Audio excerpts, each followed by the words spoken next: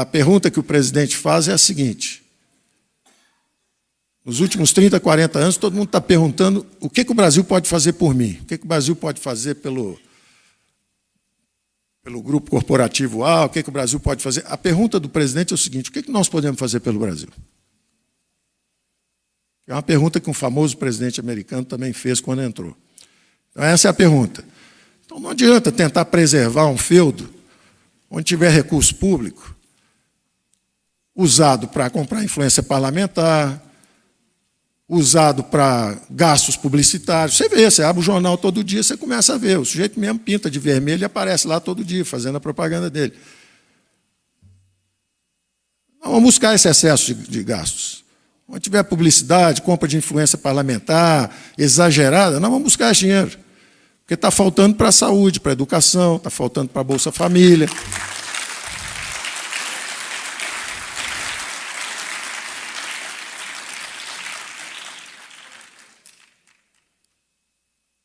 Os bancos públicos, da mesma forma, temos nossos programas lá. Nós vamos descobrir valores lá dentro. Tem valores excepcionais. E a minha equipe, o Pedro Guimarães, Rubem Novaes, eu vou falar do Castelo Branco, mas ele está sob outra gestão, do Bento Albuquerque, que é um excelente ministro também de Minas e Energia, mas é uma turma que está preparada, o Levi, para o BNDE, é uma turma que está preparada para buscar esses recursos, trabalhar assim. Do BNDE, por exemplo, nós queremos o dinheiro da União de volta. Nós queremos despedalar. Queremos os 500 e poucos bilhões que foram dados. 300 já voltaram, só faltam 200.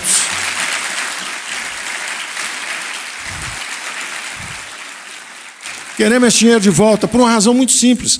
São dois mercados de crédito. Tem o crédito livre, com juros lá em cima, e tem o crédito para os amigos, com juros cá embaixo. Na hora que você emite dívida, empurra esse juro para cima e dá o crédito do lado de lá, você, na verdade, está apertando e fazendo o que nós chamamos tecnicamente do crowding out. Você está expulsando os investimentos privados e premiando os rentistas.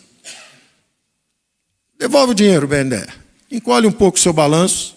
Nós pegamos esse dinheiro, retiramos dívida em circulação, irrigamos justamente esse mercado que estava com o dinheiro apertado, e a vida fica um pouco mais difícil para quem vivia à sombra do Estado. E é isso que tem que ser. Nós vamos desestatizar o mercado de crédito.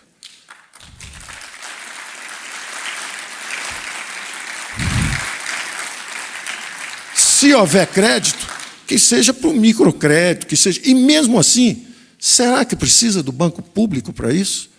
Ou será que a forma tecnicamente correta é você fazer o orçamento da União, colocar o subsídio lá, aumentar a competição bancária brutalmente, porque nós temos tudo seis. Nós temos 6 grandes empreiteiras, 6 grandes bancos, 6 grandes...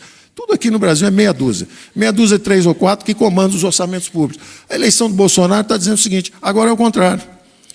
Esse dinheiro não é lá para cima, esse dinheiro é lá para baixo. Então, isso envolve também os mercados de crédito. Os nossos movimentos têm que ser entendidos à luz dessa percepção. O BNDE encolhe isso. Ele é menos importante? Não, ele é muito mais importante, qualitativamente. O negócio dele não é fazer o samba do crioulo doido. Não é dar dinheiro para construir... Eu não vou nem falar, porque são repetitivas, né?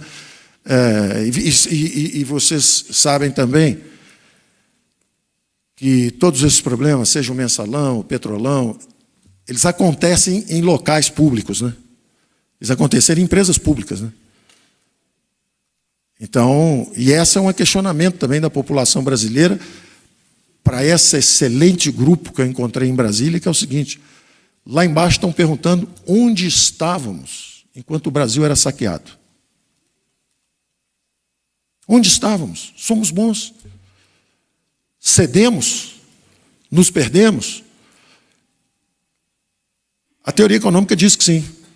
O poder absoluto corrompe absolutamente. Quanto maior o grau de intervenção na economia, menor a taxa de crescimento, maior o grau de corrupção. Quanto mais fechada a economia, maior a venda de favores. Quanto mais impostos, mais subsídios e mais favores oficiais. E se os impostos forem altos, você vai ter ao mesmo tempo fenômenos extraordinários, porque é o seguinte: Desonerações, 300 bi. Esses são os que conseguem, tem lobby. Contencioso, quase 1 tri. Esses são os coitados, não conseguiram nada. Ora, se tem quase 1 trilhão de contencioso e 300 bi de desoneração, quem sabe se o imposto fosse mais baixo, tinha menos dos dois. Inclusive, acabava o refis, que é outra prioridade do nosso Marco Sintra. Se os impostos forem mais baixos, todo mundo paga, não tem refis. Vai acabar refis. Então, nós vamos transformar em várias dimensões. Todos eles e cada um deles, desse grupo nosso, quer anunciar 10, 15 medidas. E a gente está falando, não, espera aí, primeiro tem que tomar posse. Depois tem o seguinte, tem as medidas infraconstitucionais, tem que vir soltando devagar. Isso é um crescendo. Nesses próximos 30 dias, nós vamos estar soltando coisas simplificadoras, simples. Uma ideia que o presidente deu outro dia, que todo mundo olhou com a simplicidade e a intuição extraordinária política dele. Ele falou, vem cá, por que compra uma carteira de motorista e depois tem que renovar a cada 5 anos? Será que não dá para ser 10 anos? Será que não pode ser um pouco mais? Mas aí como é que fica para carregar o funcionalismo? Se a gente digitalizar tudo, se existir a identidade digital para tudo, será que nós não vamos derrubar as fraudes? Por exemplo, vem uma infraconstitucional aí nos próximos, eu diria que talvez até, olhando assim para o Rogério Marinho, eu vou supor que, de repente, em uma semana ele está anunciando novidades sobre isso. É uma infraconstitucionalzinha, só que é contra fraude e privilégio. É infraconstitucional, ele não precisa de muita coisa. Pode lançar um negócio desse tipo. E pode ser interessante, pode ser entre 17 bi, até uns 30, mais ou menos, por ano, só na base de identificando fraude. Agora, imagina se existisse a identidade digital para tudo.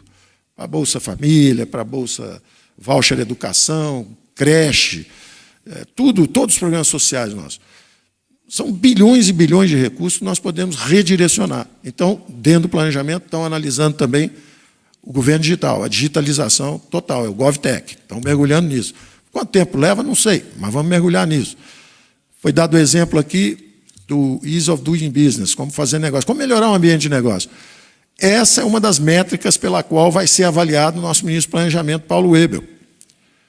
Se a gente entrar agora com o 100º, 20º lugar, como nós estamos, como facilidade de fazer negócio, e daqui uns 2 anos a gente estiver ainda entre os 100 primeiros, nós vamos ter que trocar. Porque se eu não trocar, o presidente deve me trocar. Tá certo? Então, é meta, tem que ter meta. O Salim tem meta. O Salim vai entrar, já vai anunciar logo. Ó, vou fechar o trem-bala, vou fazer não sei o que lá, no primeiro ano vou vender tantas, no segundo ano vamos pensar. Todo mundo tem meta, todo mundo vai correr atrás. O Pedro sabe que lá na Caixa ele tem que ir para o microcrédito, ao mesmo tempo tem que tirar valor de lá de dentro no sentido correto, tecnicamente. Né? Ele teve a experiência, inclusive, de pegar o BB Seguridade, que chegou a valer mais que o próprio Banco do Brasil. Estava escondido, o sujeito estava sentado em cima do barril de petróleo e não sabia. Então, nós vamos...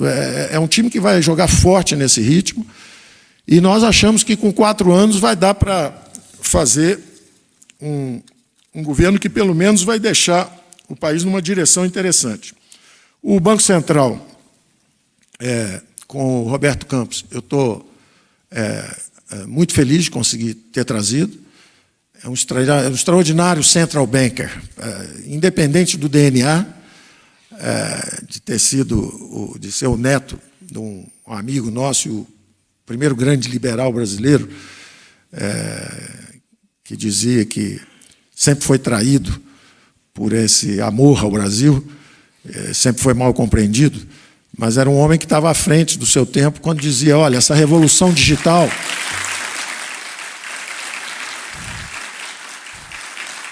Essa revolução digital de informática, tudo isso, na verdade, na época era informática, agora, mais recente, é digital. Na época era informática. E ele dizia, olha, nós vamos ficar atrasados, porque a indústria toda vai usar a informatização, tudo isso vai avançar, e nós estamos aqui impedindo a absorção dessas novas tecnologias. O Marcos Troirro, que é o homem responsável pela nossa abertura da economia, sabe que, e diz sempre também, que a abertura é tridimensional. Nós vamos abrir comércio de bens e serviços, mas estamos de olho também nas novas tecnologias e estamos de olho também nos investimentos diretos. E aí a nossa parceria com o Ministério de Minas e Energia, Ministério de Infraestrutura, porque nós queremos as concessões, as privatizações, nós queremos o crowding-in. Tem trilhões de dólares no mundo inteiro querendo participar do aumento de produtividade da economia brasileira, querendo entrar, e nós com uma dificuldade nova em desregulamentar, uma enorme dificuldade em desregulamentar, em aceitar o capital de fora para acelerarmos o crescimento econômico. E principalmente nessa área, porque se o nosso governo está sendo transformado, se era um governo que fazia infraestrutura durante o governo militar, e ele vai ser transformado num governo segundo o Pacto Federativo, esse é o algoritmo de transformação. Como é que transforma de um regime politicamente fechado, que investiu em infraestrutura, num regime politicamente aberto, que descentraliza recursos para estados e municípios, e esse dinheiro, então, vai para a área social, para a saúde, para a educação, para a segurança. Como é que você faz essa transformação com esse Pacto Federativo? Tudo bem, nós vamos fazer isso politicamente. Na hora que isso começa a fazer, quem vai fazer o crowding-in? Como é que vai ser o financiamento? Evidentemente, os grandes grupos privados, que hoje preferem ser rentistas, mas têm uma base de capital importante.